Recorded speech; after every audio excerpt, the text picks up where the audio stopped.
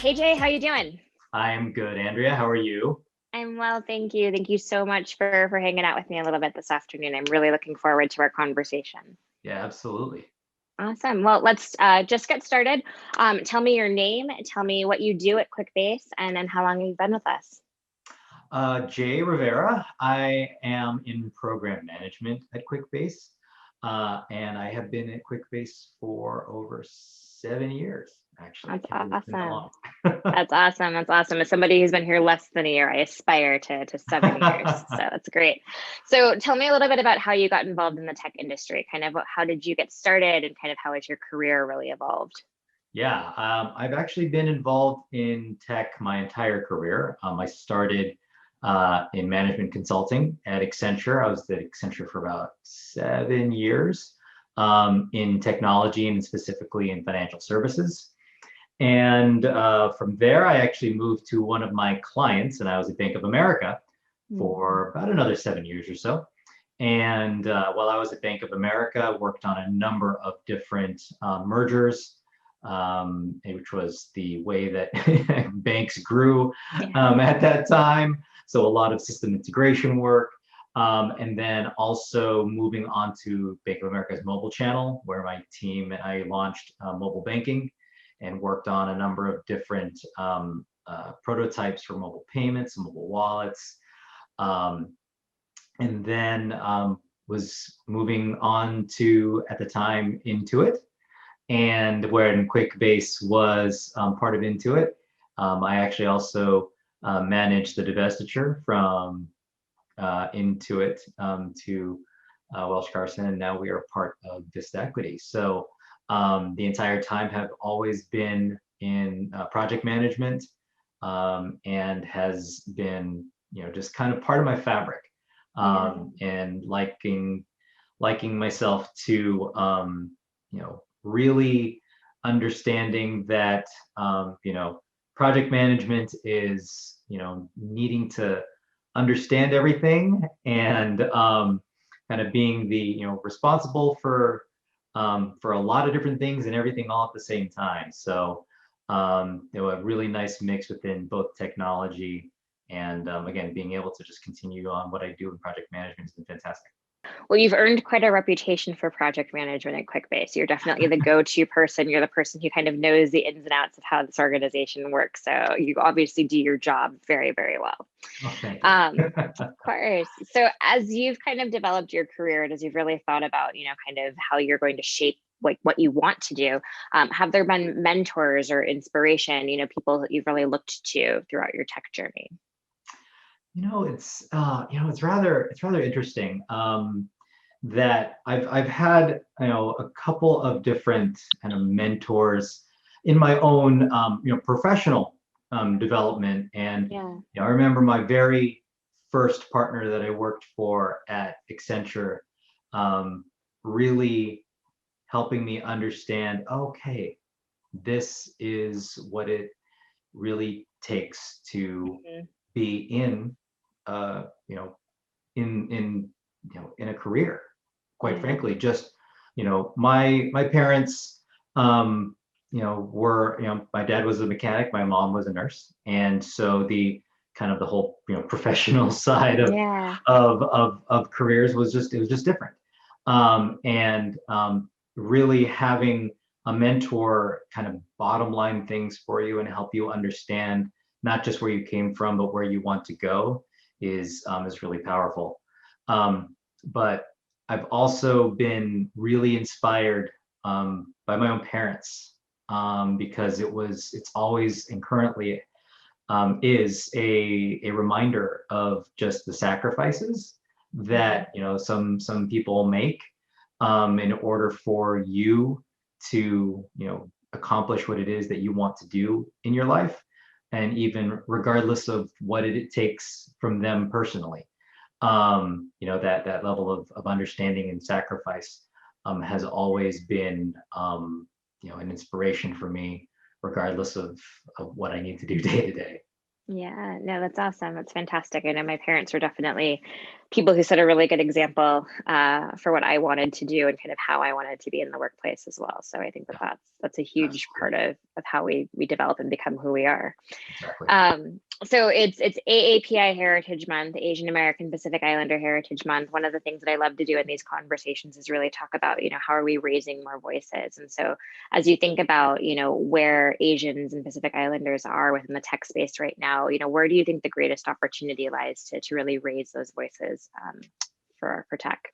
For sure. I mentioned my parents, and so my parents are both Filipino, and I was raised here.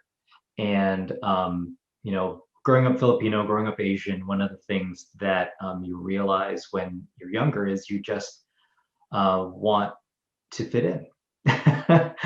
Sometimes you don't want to necessarily make waves. You just, you want to have a nice circle of friends. You want to just, you don't want to necessarily draw attention to yourself. But as you begin to grow in your career and professionally and personally, some of those, some of that kind of core muscle memory about, making sure that you fit in and that kind of thing can sometimes be hard to break as far as habits go. And professionally, sometimes it's just a matter of wanting to make sure that things are kind of on the flow and making sure that you're not disrupting, when sometimes being disruptive and having a great idea and making sure that it's heard is what's needed. And sometimes that can be hard. Sometimes that can be counter to how some that are Filipino or Asian are raised. And I think that the tech industry is obviously ripe for disruption. It's what all of this all of the advancements that we have seen over the past just even decade are based on this notion of who's going to be the next disruptor. Right. And when you think about it in its fabric, well, we need to be kind of comfortable with that disruption. We need to be comfortable with that change, even though that we may have been raised to go with the flow.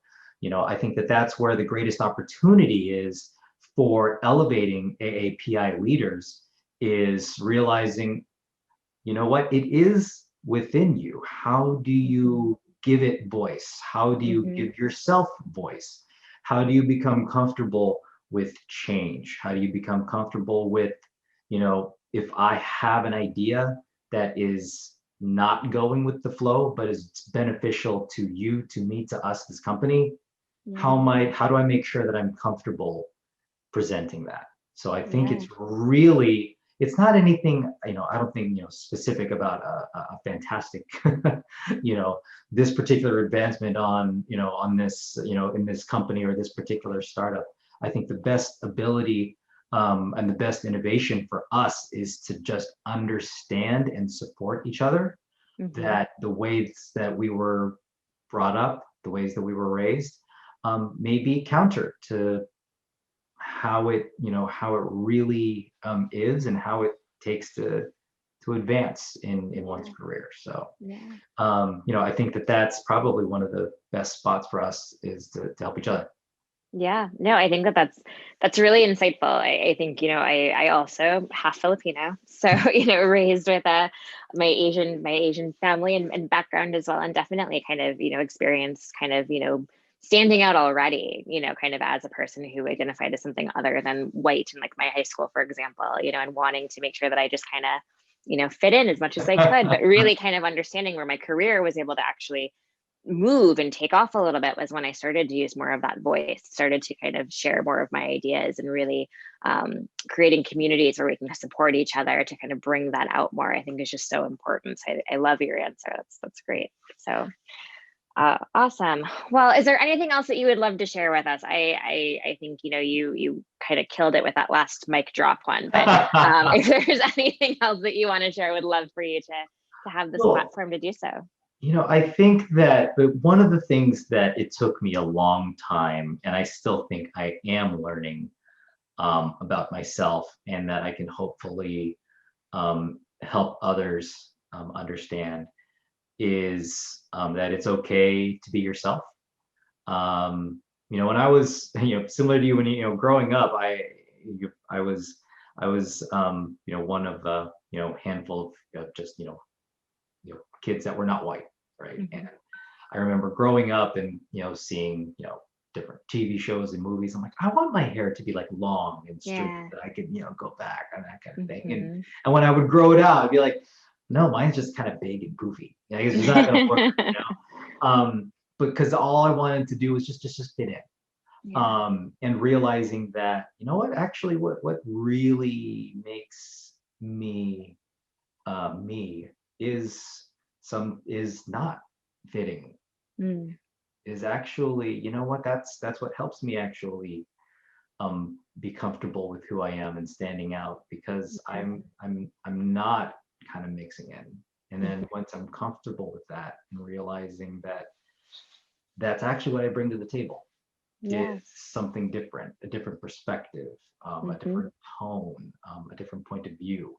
And that can actually be beneficial to the situation, to the group, to the company. So Yeah. just begin to realize that, once you're able to feel comfortable in your own skin, that can actually really help, help people, help companies, help your family, and help the community. Yeah, definitely. That's your superpower.